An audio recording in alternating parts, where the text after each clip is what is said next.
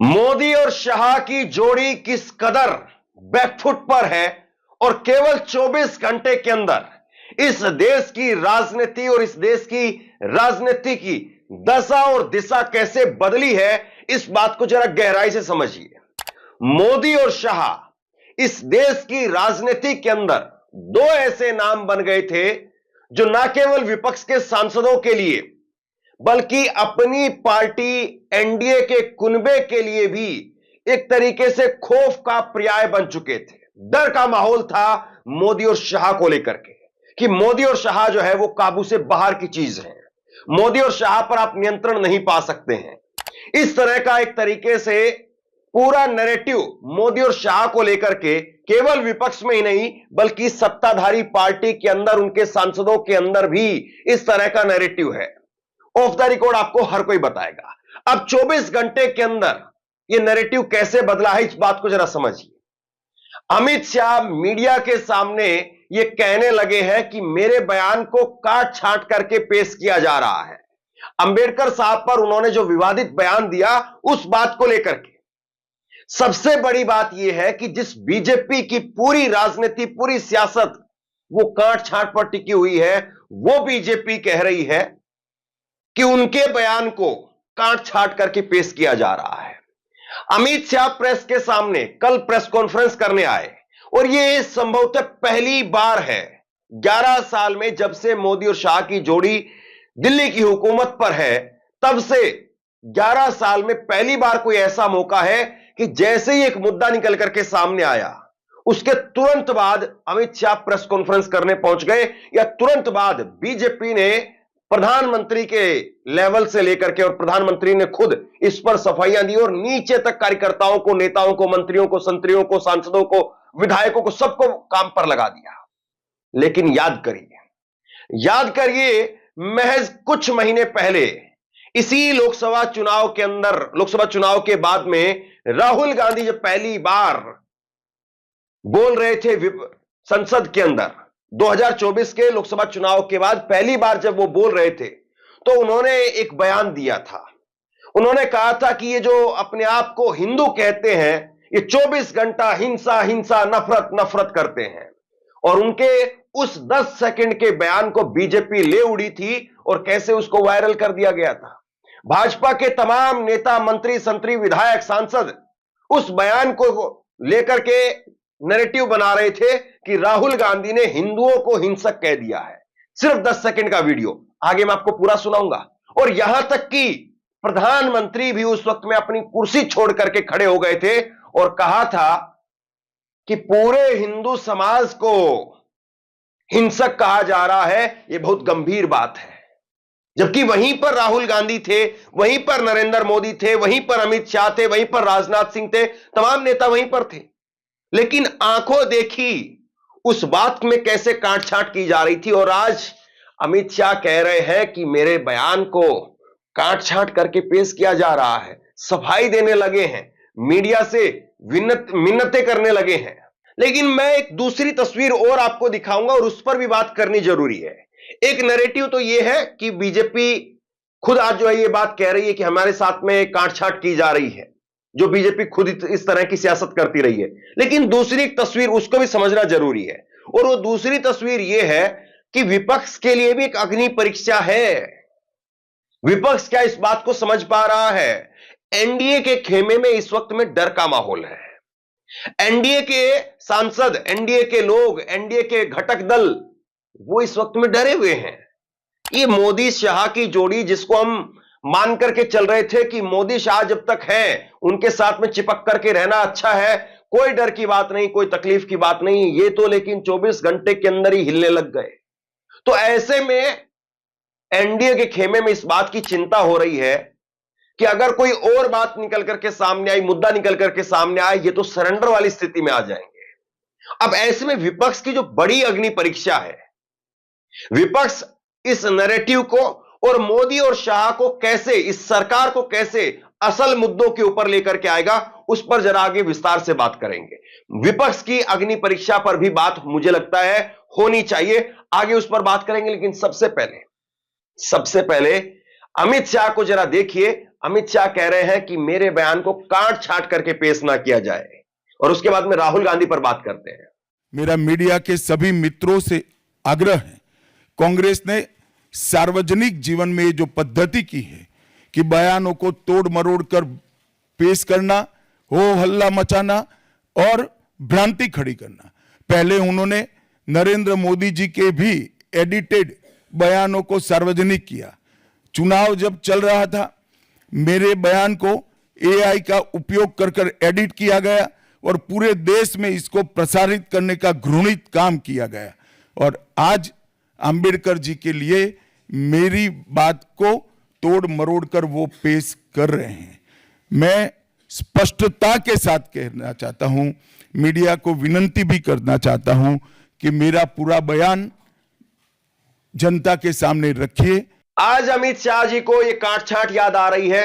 10 second का राहुल गांधी का ये वीडियो आप देखिए, और उसके बाद में मैं आपको पूरा वीडियो दिखाऊंगा। इसी 10 सेकंड का वीडियो जिसमें राहुल गांधी हिंदुओं को हिंसक कह रहे हैं, यह कहकर के नैरेटिव सेट किया गया था। और जो लोग अपने आप को हिंदू कहते हैं वो 24 घंटा हिंसा हिंसा हिंसा, नफरत नफरत नफरत, असत्य सत्य असत्य। अब जरा ये पूरा वीडियो देखिए जिसमें राहुल गांधी ने साफ कर दिया था, और इसके आगे जिसमें नरेंद्र मोदी उठ खड़े हुए थे वो भी दिखेंगे। शिव जी कहते हैं डरो मत डराओ मत, अभय मुद्रा दिखाते हैं, अहिंसा की बात करते हैं, त्रिशूल को जमीन में गाड़ देते हैं।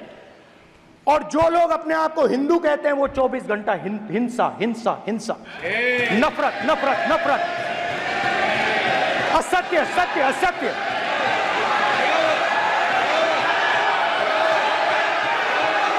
आप हिंदू हो ही नहीं।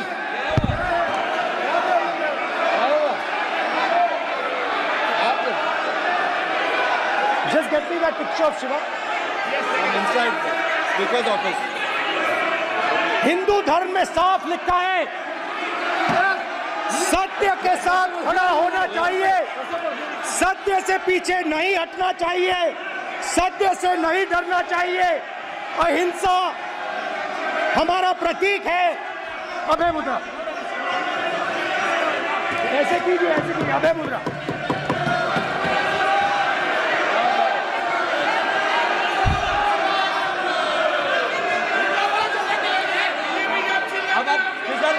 नहीं आएगा। प्राइम मिनिस्टर भी नोट स्पीक है। प्राइम मिनिस्टर पे speaker this will happen. Speaker it will repeat again. भाई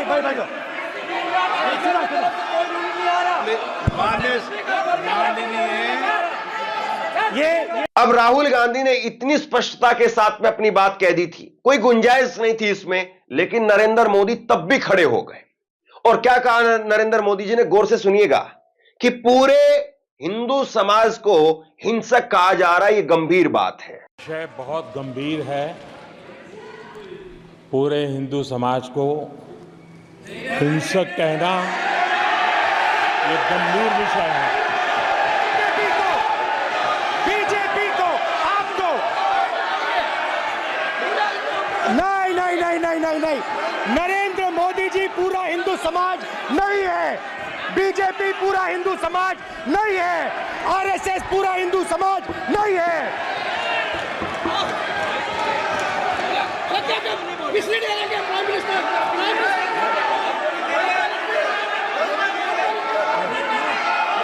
अब आप बताइए कि राहुल गांधी के साथ में क्या किया जा रहा था।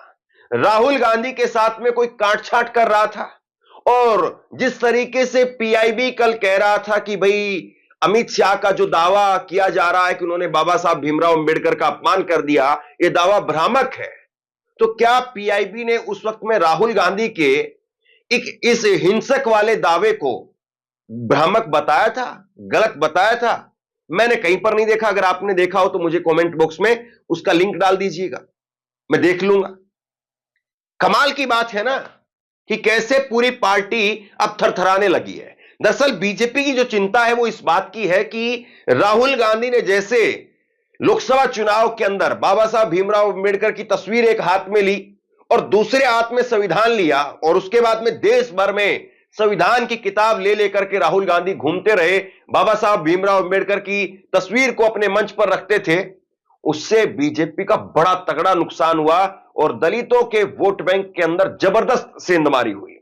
बीजेपी अब इसको हल्के में नहीं लेना चाहती है। बीजेपी को पता है कि एक बार हो गया है, अब ये दोबारा होगा तो फिर बड़ी मुश्किल खड़ी हो जाएगी। और इसीलिए अमित शाह क्या कह रहे हैं?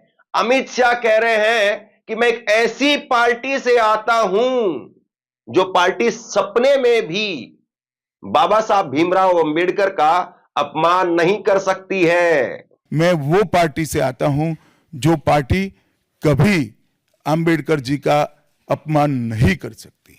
पहले जनसंघ और फिर भारतीय जनता पार्टी ने हमेशा अंबेडकर जी के सिद्धांतों के आधार पर चलने का प्रयास किया है। जब जब भारतीय जनता पार्टी शासन में रही, अंबेडकर जी के सिद्धांतों का हमने प्रचार किया है, प्रसार किया है। आरक्षण को और मजबूत करने का काम भारतीय जनता पार्टी ने किया है। तो अमित शाह आज कह रहे हैं कि हम सपने में भी नहीं सोच सकते हैं, और बीजेपी अब ट्वीट कर रही है। जरा ये ट्वीट भी देख लीजिए, बीजेपी की तरफ से किया गया है, जिसमें वो बता रही है कि 2016, 17, 14, 19, 18 सब बता रही है कि हमने जो है वो बाबा साहब भीमराव अंबेडकर को साल दर साल नमन करने का काम किया है।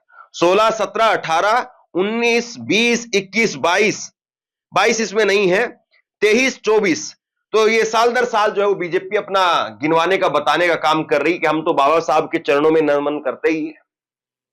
दरअसल ये विरोध जो है बीजेपी के लिए एक तरीके से आफत लेकर के आया है। और अमित शाह के पास में कल अच्छा मौका था, जब वो प्रेस कॉन्फ्रेंस करने के लिए आए थे तो उनको ये कह देना चाहिए था कि मेरी मंशा कोई गलत नहीं थी, अगर मेरे अंदाज से किसी को अगर थोड़ी उसकी भावनाएं आहत हुई हैं, उसको ठेस पहुंची है, तो मैं उसके लिए खेद प्रकट करता हूं। एक लाइन ही तो बोलनी थी, ये मामला सारा ध्वस्त हो जाता। लेकिन पता नहीं उन्होंने ये लाइन क्यों नहीं बोली, या उनके रणनीतिकारों ने ये लाइन क्यों नहीं दी उनको। लेकिन विपक्ष जो है वो इस पर डट गया है। अब जो मैंने कहा था कि विपक्ष की अग्नि परीक्षा पर भी बात करनी चाहिए, तो उस पर जरा बात कर लेते हैं। देखिए, राहुल गांधी अडानी का मुद्दा उठाते हैं, जबरदस्त तरीके से उठाते हैं। बहुत हद तक अडानी का मुद्दा जो है वो सही भी है, लेकिन सवाल यह भी है कि आपको ऐसे मुद्दे भी पकड़ने पड़ेंगे, ऐसे मुद्दों के पीछे लड़ना भी पड़ेगा, जूझना भी पड़ेगा, जो मुद्दे डायरेक्ट लोगों से जुड़े हुए हैं। जाहिर सी बात है, एक आम आदमी इस देश में जो रहता है उसमें यह महसूस वो अपने आप में करता है कि मुझे अडानी से क्या मतलब है, मेरा अडानी से कोई वास्ता नहीं है। या तो आप और नीचे तक उस चीज को लेकर के जाइए, लोगों को और थोड़ा सा समझाइए, तो हो सकता है कि लोग आपके साथ में खड़े हो। लेकिन जिस तरीके से अब अंबेडकर साहब वाले मुद्दे पर बीजेपी ने तुरंत रिएक्शन दिया, अमित शाह, नरेंद्र मोदी, तमाम नेता, संतरी मंत्री सब आ गए, ऐसे अडानी वाले मुद्दे पर नहीं आते हैं। खामोशी की चादर ओढ़ करके सो जाते हैं कि ठीक है, राहुल गांधी 4 प्रेस कॉन्फ्रेंस करेंगे, 4 प्ले कार्ड दिखाएंगे, पोस्टर दिखाएंगे, मामला अपने आप खत्म हो जाएगा। लेकिन अंबेडकर साहब वाले मुद्दे पर आना पड़ा, क्योंकि अंबेडकर साहब का मुद्दा जो है वो पता है, एक एक आदमी नीचे तक वो इस बात को समझता है कि अंबेडकर साहब का क्या मतलब है, क्या महत्व है, और इसीलिए बीजेपी को ये रिएक्शन देना पड़ा। तो विपक्ष की अग्नि परीक्षा यह है कि विपक्ष जो है वो मुद्दों को भी टटोले। और दूसरी बात यह है कि एनडीए का जो खेमा है वो कैसे डरा हुआ है, इस बात को भी जरा समझ लेते हैं। विपक्ष ने तो इस पर खुल करके साफ कर दिया है। उद्धव ठाकरे का बयान आप देखिए। उद्धव ठाकरे जो है वो कह रहे हैं कि बुर्का फट गया है, भाजपा का बुर्का फट गया। बड़ा जबरदस्त जो है वो पलटवार किया है, भाजपा का बुर्का फट गया है। अमित शाह के भीमराव अंबेडकर पर बयान से उद्धव ठाकरे भी फायर हैं। और उसके साथ में उद्धव ठाकरे के दल की तरफ से, उनकी पार्टी की तरफ से एक और ट्वीट किया गया है कि इलेक्शन के समय पर हाथ जोड़ते हैं और इलेक्शन के बाद में कहते हैं कि अंबेडकर अंबेडकर करना फैशन है। लेकिन जो असली पेश फंसाया वो अरविंद केजरीवाल ने फंसाया। उसके बाद में उद्धव ठाकरे ने भी कहा कि क्या नीतीश कुमार और चंद्रबाबू नायडू वो इस मामले पर बीजेपी के साथ रहेंगे? क्या उद्धव ठाकरे ने कहा कि क्या ये एकनाथ शिंदे वो अभी भी नरेंद्र मोदी के साथ में रहेंगे?